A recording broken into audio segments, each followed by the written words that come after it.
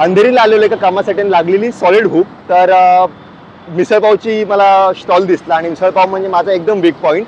तर मिसळपाव खायला आलो. ते ऑलरेडी एक मिसळपाव खाल्ला आहे आणि तो दुसरा घेतला आहे.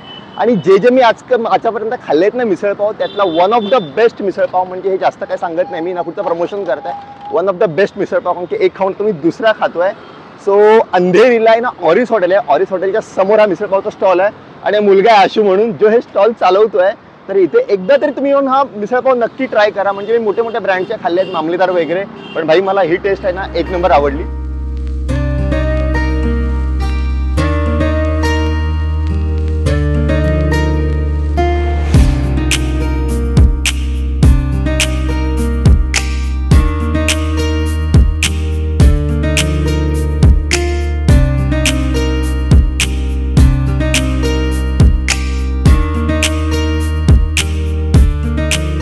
सकाळी मी 7ला लावतो आणि ऑलमोस्ट आता 11-11:30च्या आसपास म्हणजे 12पर्यंत. आणि लोकांना तुझी टेस्ट खूप आवडते. तू खूपच स्वतः आवडली, बनवते? खूप आवडली.